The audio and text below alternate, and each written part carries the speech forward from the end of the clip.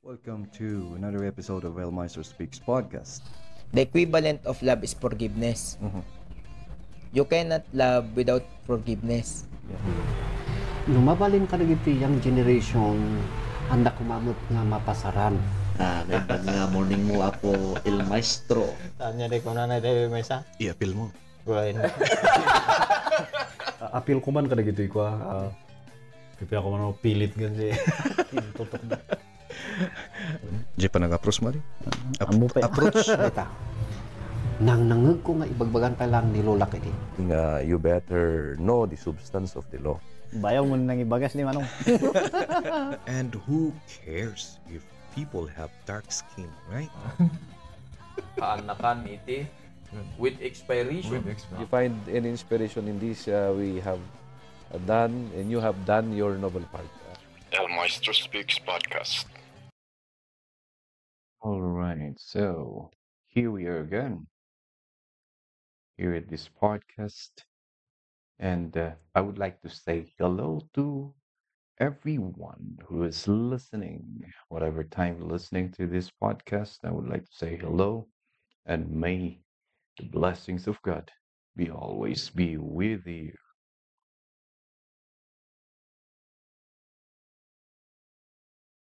All right, so just trying to. I heard some reviews that people listening to this podcast don't like listening to um the host sipping coffee. So what I'm trying to do is to try to mute this while I sip the coffee like this.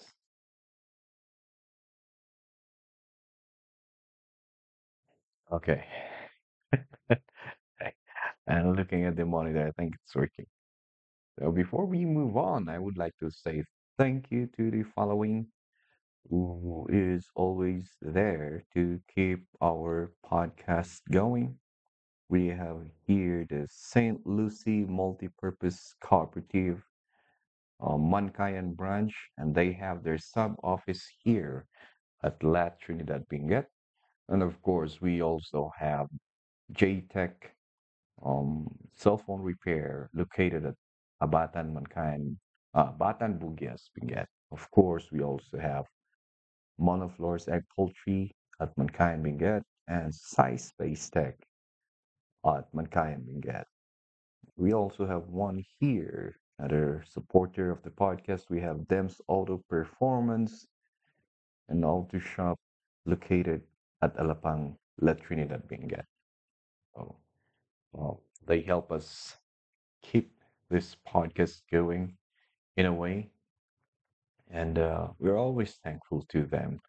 And if you are supporting this podcast too, you can help them by buying and the products that they or yeah using the products or services that they offer. You can always check their Facebook page if you're interested. So moving on, I have this question that um do you we keep on asking, can everything like can all the skills that we have and like the personalities, um, the aptitudes that we have, can we train those ones? Say, for example, like the attributes, your confidence, can you train that? Um, your charisma, can you like acquire it? Is it a skill that you can train and add it to your repertoire, say, so to speak? So I'm not really sure, but I think in my belief, because it's in my personal experience, um, let me mute this one for a while. My personal experience is that um, I trained myself back in 2015 when I was 2015, I don't know, 2015, 2014, when I was still a department head in a private school. I trained, so I have to do a lot of studies, you know, to help myself perform in the job that I had. Now, what I did is I had a lot of audiobooks about leadership, managing, and most and foremost is on learning. So listening to them and then trying to like take notes and apply those things kind of have improved myself for those years that I have done that one. I think I would say that I have improved myself a lot, okay, more than when I am in or I mean when I'm still studying. So it kind of helped me perform on my job. And then, so I would say that the skills, I mean, trainings, okay, you can train everything that you can attain. Um, it, for some people, it might take time, and for some, it will take them a very short amount of time. Now, the reason why I also included learning there is that I don't know how I came up with that idea that I cannot remember, but it's my belief that there are the the world of teaching has been explored so much, right? Ever since time immemorial, people are like looking the world of teaching, posting theories about teaching like that, but very few has been exploring the world of learning. But two things go hand in hand. Now, I think my belief during that time is that once you explore the world of learning and how people learn and that how like you develop the style of learning for you so that you can shorten the amount of time that you can learn a certain things, then you can also develop a unique style of learn teaching that you can use if you are a teacher or if you're even if you're not a teacher, you're a coach or yeah, coach in different kind of sports or um coach of something. You can use the art of learning to develop your art of teaching. That's my belief back then. So I really believe that you can train certain skill and you can acquire certain skill or even aptitude through training. Well, training will take you um, higher, but really sometimes we have to take into consideration also our intelligence. But that's not really just one of the factor. There's a lot of factor that will um, determine your success, right? That's what is that. But still, like I said, a skill or attitude that you want to have, I believe you can train them. But then again, if you can train them, you can also, or you can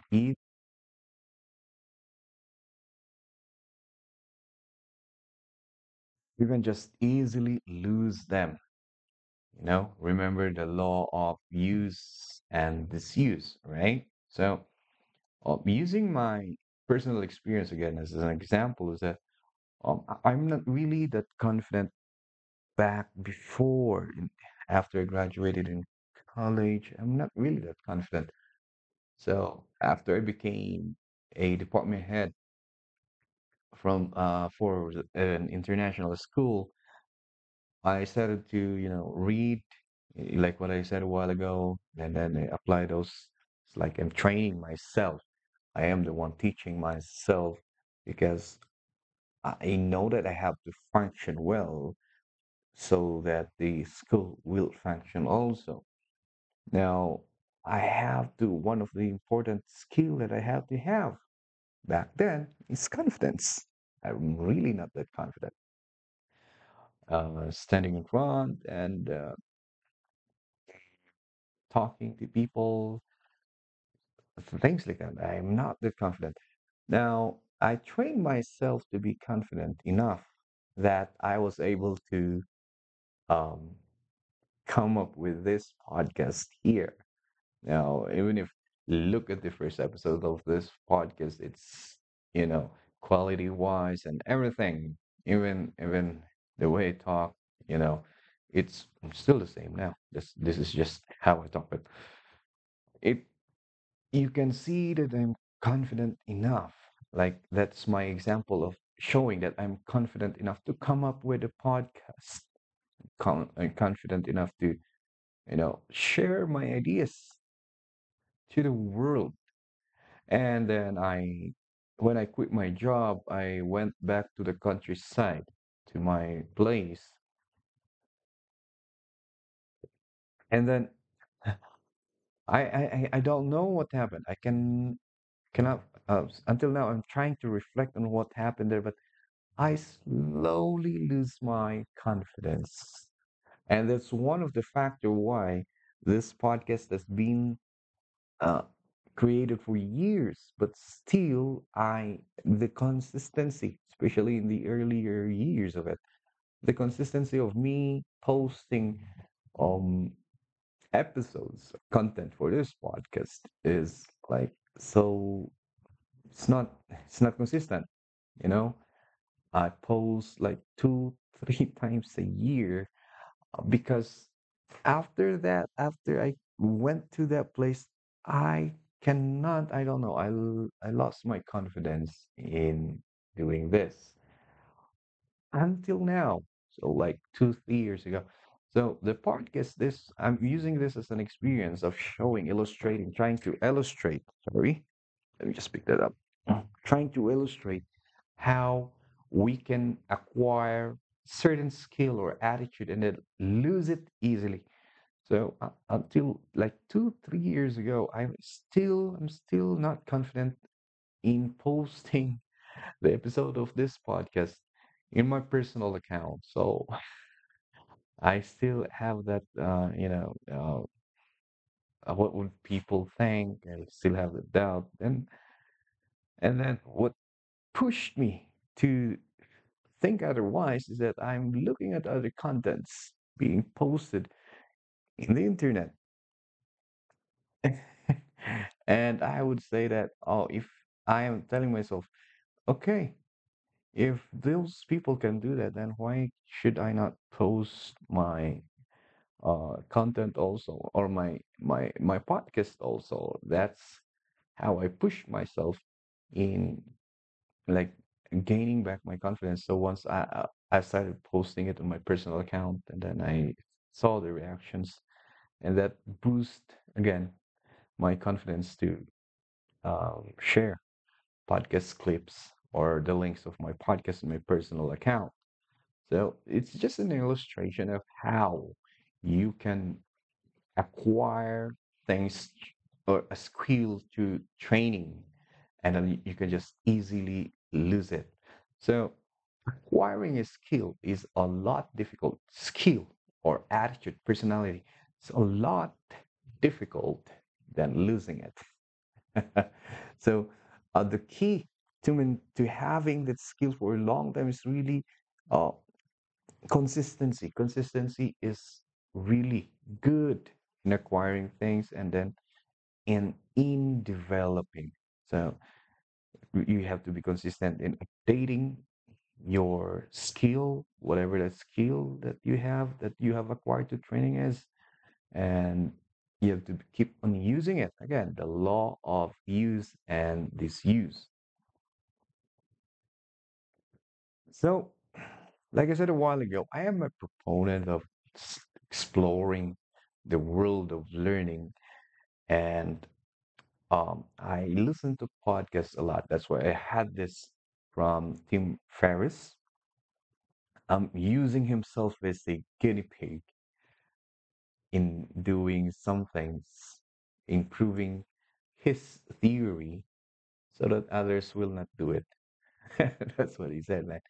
Right now, um, I treat myself also as a guinea pig in, you know, I view myself as like an experiment wherein I try to improve it. I'll try to improve myself day to day through learning new things, right?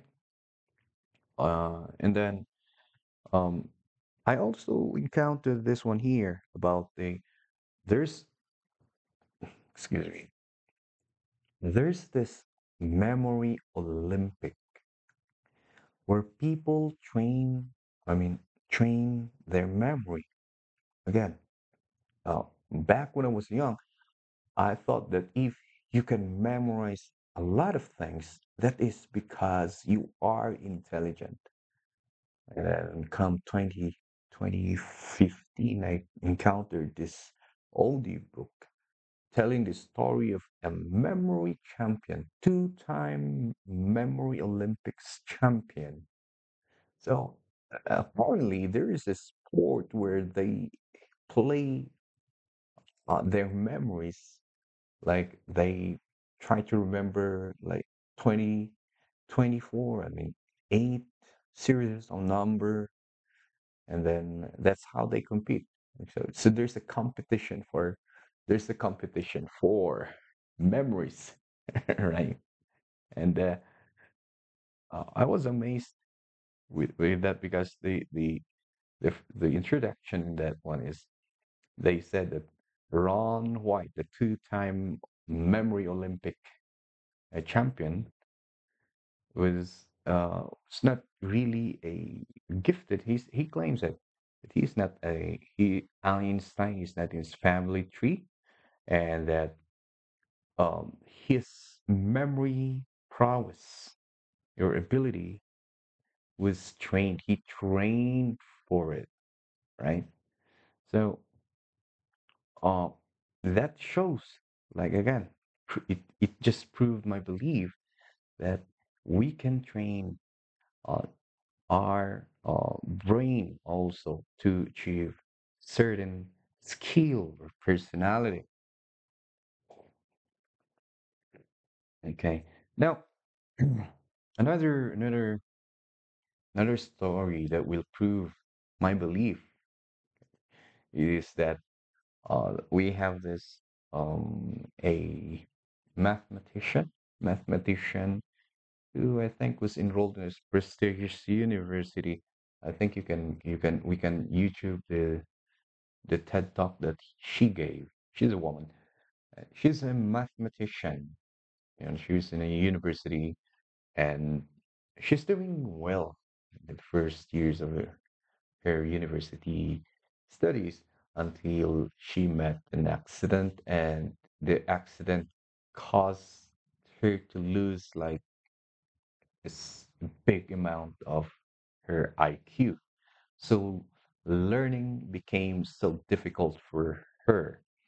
Thankfully, she had a very supportive professor who helped her, and then the professor like helped her and then told her that you have to fake it, like fake your feelings, that you have to like tell your feelings even if you're having a hard time that you can do it, that you have to fake you think that you should think that you are intelligent as before the accident. You have to fake it until you make it. Of course, her faking was coupled with retraining the skills in mathematics that she lost. So she did it for years with the support of her professor until she graduated. So it's like that's an explanation of or uh, one way of saying that faking it till you make it is effective, right? Of course, coupled with trainings, just believing it without any action will produce nothing, right? I believe that training our brain is okay, just the same as training our muscle to perform at an optimal level. And I training the memory will really help us, will help the brain improve more, right? So if my point here is that if you can train your muscle, imagine a guy, bodybuilder, who cannot carry a 10 kilogram uh, barbell or whatever exercise paraphernalia is there, that he cannot carry it the first time he went inside the gym. Then he kept on training and training and training, and after a year he can carry 100 kilogram barbell.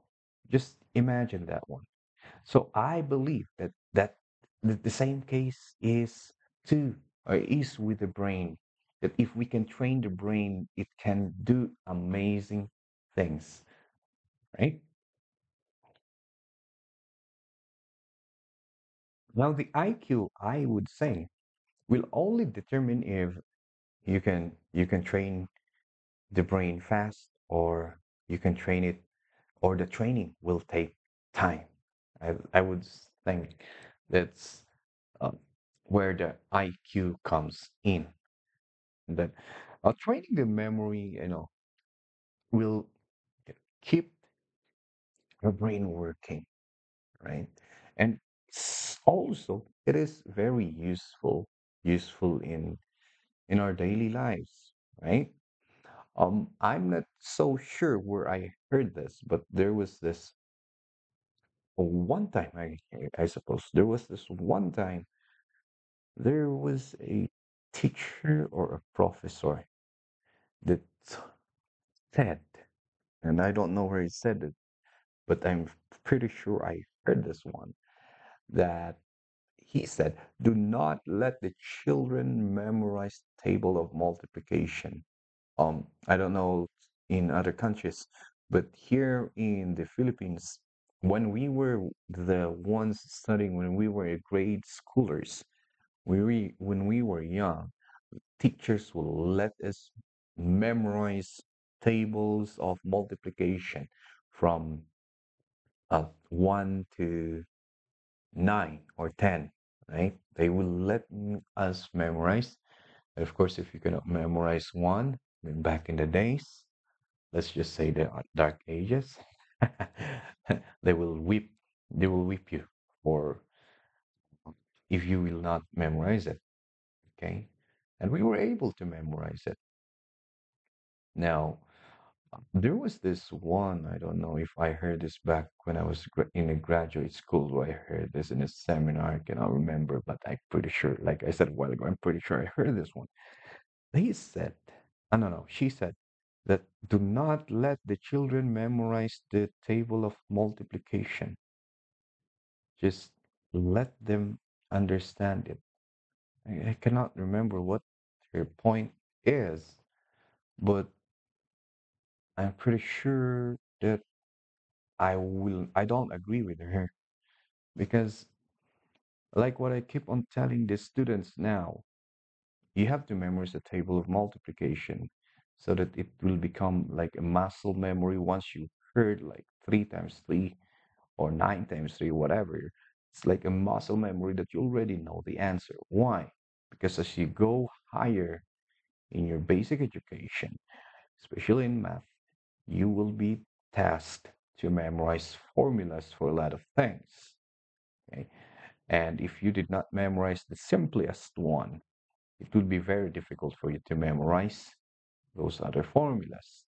At the same time, memorizing table of multiplication is training your brain to retain information. That's what I said.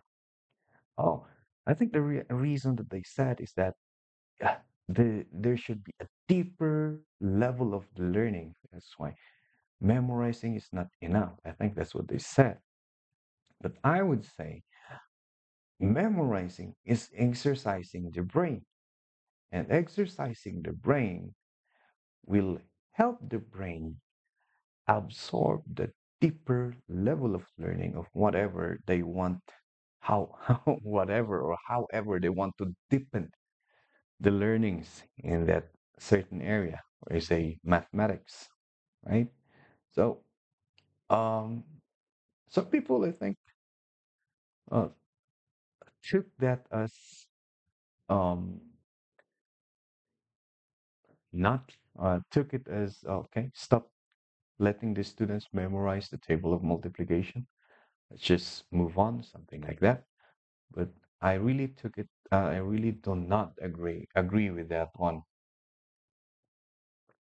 That's why back when I was teaching math, I would let them memorize it. Of course, you have to let them understand how or why 3 times 3 is why the answer for 3 times 3 is 9. But you have to let them understand how did that happen, but you still have to let them memorize, right? Okay. Because I like I said, it will help them a lot.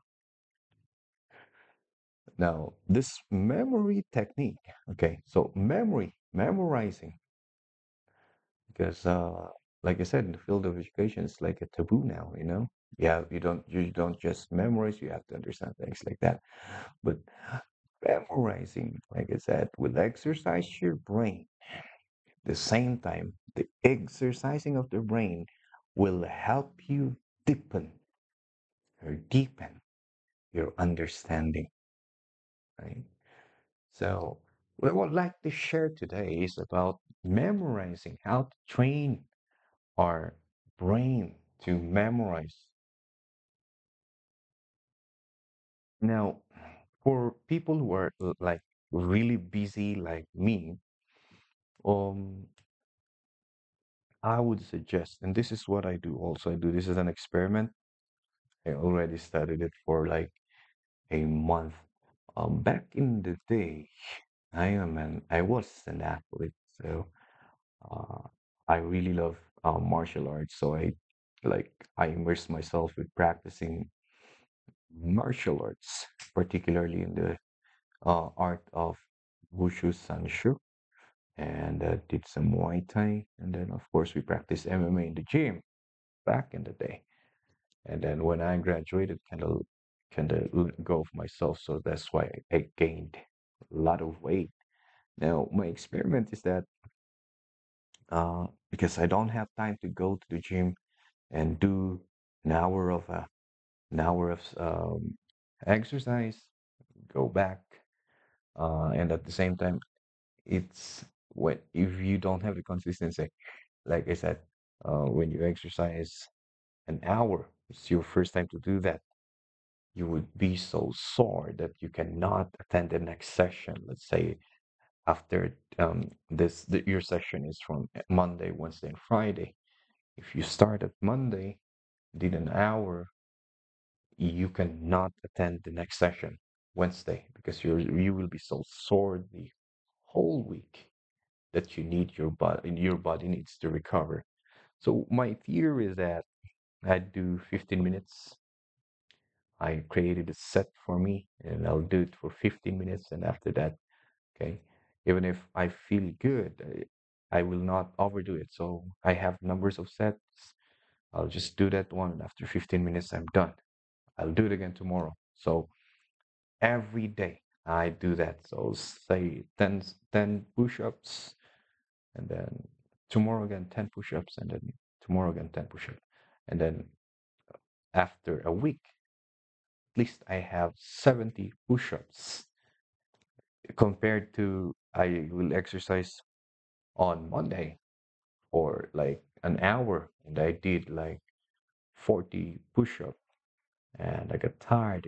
My muscle got sore, or yeah, and I have to let my body recover for like 2, 3 days. So I only did 40 push-up in 1 week as compared to doing that 15 minutes every day. Wherein I am accumulating sets. At the same time, I would believe that it's improving me, or yeah, helping my body get stronger. So if that's what I do with my body, I also have here for the mind is that memorizing, trying to memorize things. I only do 15 minutes like that. And yeah, this podcast is also um, mind exercise because things that I want to say or I want to share here is must be researched, right? So I have to do a lot of research before I share it to you. But then what I do with the mind exercise is that try to find things that I want to memorize, or sometimes I go because I really suck at math when I was young, and what I do is I'll try to go back then memorizing table of multiplication again and solving things in math. I'll just do that for 15 minutes just for fun, and then at the same time try to memorize things and then play chess. I do that every day. So uh, just for 15 minutes or 5 minutes every day. And then it will be, it will be compiled, it will be accumulated, and it's better than doing nothing. My belief is that, small steps moving forward is better than not moving at all. Where did I hear that? I think there's a rap song, you know? And I encountered a training for memory, uh, or what we call the memory training back when I was a head teacher, like I said before, because I have to learn things. And I want to share it to you now. So, uh, Ron White, like I said, the two-time Memory Olympics champion, said that everyone can do this. Everyone can train their memory, can train their brain. This is not um, it's not about the IQ. It's not about how intelligent you are because you can train this. As he said, he trained to be fluent in the language of memory. So he didn't just attended the Olympics without preparation. He there's this podcast with Patrick Bet David that he did wherein he said that he had a memory tutor, he did some trainings, like he studied systems on how to memorize and he used them. Now, he makes money doing the memory thing, like attending the memory Olympics. In our case, we don't do that, but it is useful in the different kind of works that you have, memorizing things or like just the act of exercising your brain is very useful. Like we said, learning keeps us young. So I just want to share it with you. Perhaps it might help a little. So first and foremost that we have to remember is that we as human are very visual in the sense that we remember images. How do we pronounce it? Images. We remember pictures more than words, right? So just take note of that. Okay. Humans are visual creatures. They remember pictures more than words, you know? Uh, in Run Words a Word, he said, we remember what we see. All right.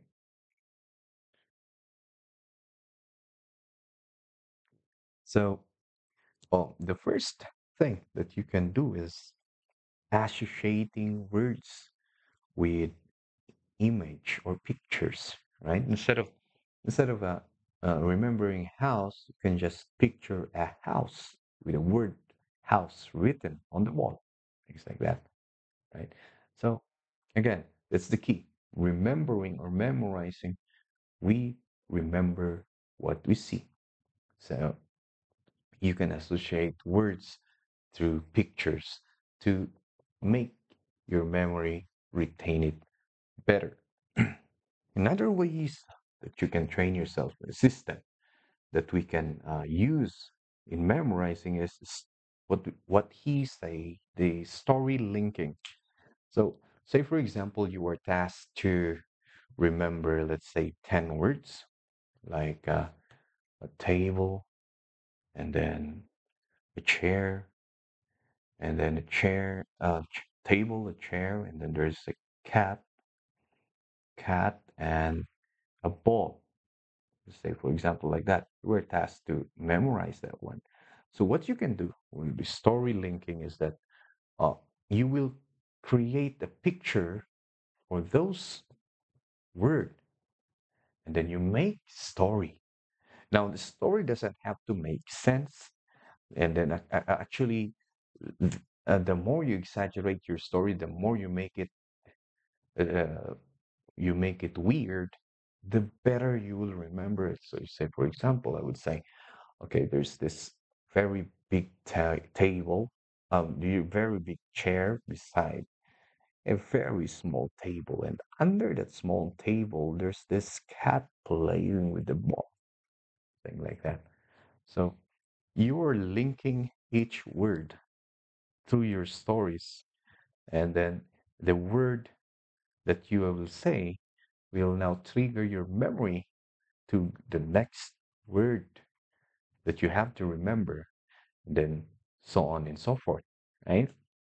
So that is story linking. Like I said a while ago, um, you have to really work your imagination here so that you can visualize it. Imagination is the key. You can visualize it, create a picture. Now, like I said a while ago, the weirder your story is, the better it is for you. Okay, the more effective it is for you, or yeah, the more effective it is, that will help you remember each of those list of words. Another one, of course, is a very common that we use back when we were studying until now, is using mnemonics.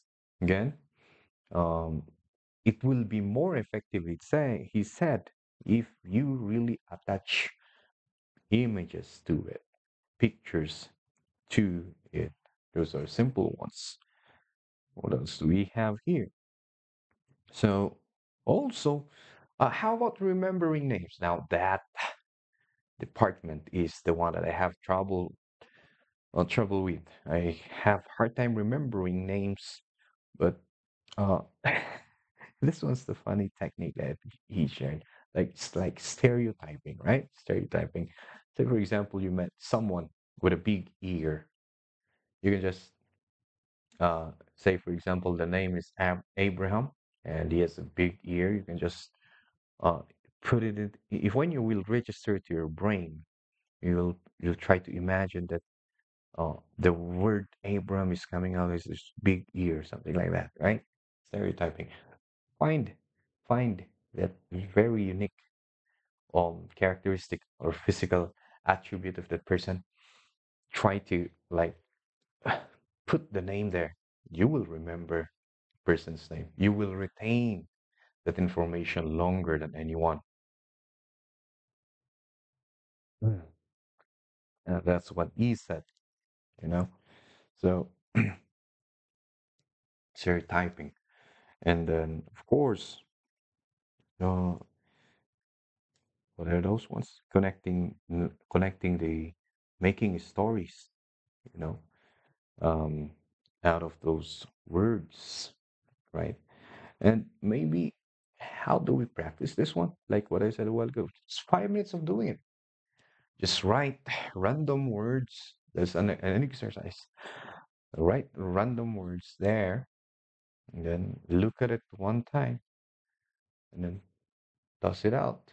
Give yourself like 2 minutes or 3 minutes to memorize it and try to read it. Have someone check the sequence of the word, and that will help you. 5 minutes of it every day won't hurt, you know. Now, another one that we have here that can help is a 2,500-year-old technique. So, a long, long time ago, back when they don't have computers, Okay. Speaking of computers, and this is what Ron White said. Okay, before we go to the technique, uh, you have to think of our mind as a computer. Okay, try imagining that one. So the first really is visualization, right? You have to imagine that yourself, that your thinking, your memory is like a computer. Okay, and so that you will understand the process. And if you have new information that you got, or I mean, you need to take in, you imagine that you're creating a folder where you will put all the informations there, right? So that is like what we said a while ago.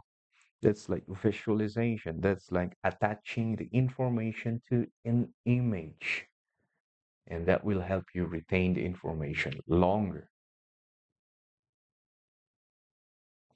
Now, going back to our 2,500-year-old technique of memorization. So back in the day, during the years of BC and AD, people don't have computers, and then there are few writers, and it takes time to write, you know, and they'd be lucky if in their village there is a writer. So how do they pass history from one generation to another? Okay, people back then were good at memorization, you know, so they memorize a lot of things. The the Mahabharata, an epic or a mythology in India, is passed orally, right? Other literatures in our history is passed orally, and it was memorized by people. So how were they able to like memorize the exact sequence of the story, the name of the character? How were they able to do that? Well, they have techniques in doing that.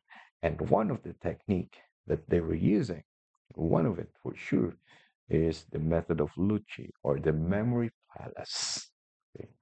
So memory palace is, okay, they call it a palace, is that you will try you will try to imagine you have a castle or a palace. You have a palace, and in each of those palace, you have places, and that's where you place the things that you want to remember, stories that you want to remember. Okay, so you have to identify different places of that palace, and in each of those places, you will associate the information that you want to remember. Now, how can we apply this in real life? Okay, let's change the palace into your house. So, why would we use your house? Because if it is your house, if that is your house, you are so familiar with it. You will be very, very familiar with it, especially if you're the one who built it, right? Now, if you're staying in an apartment, I'm sure you are still familiar with it. Now, what you should do is to look at the house, go to that, your house, say, for example, let's just say the living room, okay, living area, or this lounge area, and then try to look at the things, tables, such, or cabinets, uh, how clockwise. Uh, that's normally how we do things, right? We count or we turn around clockwise, things like that. So you go clockwise, identify places, and then look at put numbers to it. And then when you have some informations that you need to remember, visualize again. Here's the key. Visualize yourself, visualize yourself putting that information there. And then when it's time for you to retrieve it, you visualize again yourself going to your palace, your home, and then going to that place and looking at that information. Okay. That is how we use the memory palace. Now, it's very simple to explain it, right? But again, it would take time for you to be able to use these methods effectively. Now, how can you use these methods effectively? you have to practice and practice and practice in using it. If you practice in using it, you might add some techniques that was not discussed, that was not shared by Ron White, or you might remove some of it depending on you, because the determiner of the effectivity of this technique is you. Okay, like what Bruce Lee said, you absorb what is useful for you and discard what will not work for you. So how will you know which is effective and which one is not? By practicing it yourself. Just dedicating 5 minutes, 5 minutes of it, of your time every day. So like I said, I prefer this one than doing it like 3 times a day. Do it like do it in a short time. Do it in a short time every day. It's better than doing it for like an hour for Monday and stopping it like for a week because you're so busy, something like that. Something came up, but just dedicating 5 minutes. 5 minutes won't hurt your schedule, right? Okay, 5 minutes during lunchtime. Okay, do it, and then tomorrow again, you will do it again. So just practicing it so that you can find it if it's effective for you. If it's not, then try to find what's the reason why it's not effective for you. Again, visualization, imagination is the key here, so that you can train yourself. And again, of course, the improvement will not be it will not come to you instantly, right? You should always remember that. Im- The, the, the improvement will not come to you instantly. But again, you're hitting two birds here at the same time, I guess. Like, for sure, okay, you are developing a system for yourself, okay, creating a habit. At the same time, you're trying to acquire new skill for you. At the same time, the art of doing it is training, teaching yourself discipline, okay? Discipline. It's just pushing yourself to do that is giving yourself, okay, equipping yourself with discipline, okay? Just doing this just 5 days a week, okay? Just do this in 5 days, I should say, and you will just be amazed that, oh, I cannot remember that. I cannot believe that I did this 5 times, and then uh, just pushing yourself until you will see the change or you will see the effect. Okay, so that's how learning is. We don't people nowadays people nowadays are so are not that patient as people before because everything now is instant. But this one here will teach us do that. Okay, training ourselves, training our memory, or training yourself through exercise, and that will instill to us the love for learning. Okay, so I've said a lot here, and I just want to share how to train our memory.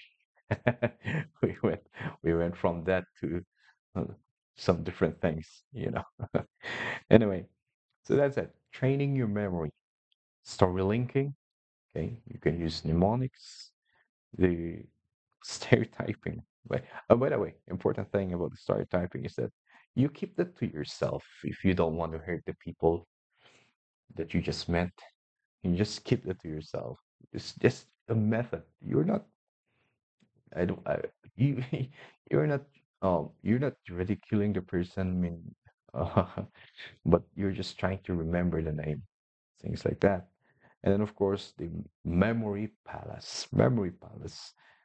Yeah, I hope this can help you if you're trying to memorize things. This will help you. And again, if you just want to improve your brain through this memory training, I am encouraging you to try this methods. Anyway, that's it for this episode. Thank you so much for listening. Again, thank you so much to those who are listening abroad, especially Canada, Hong Kong, and I saw, oh, United States. And of course, here in the Philippines, students, my students, I think probably most of them are listening to this one. Thank you so much for listening. Share it to your fellow friends. And I hope you'll enjoy listening more on the conversation and this solo podcast that I'm doing. Thank you so much. God bless everyone.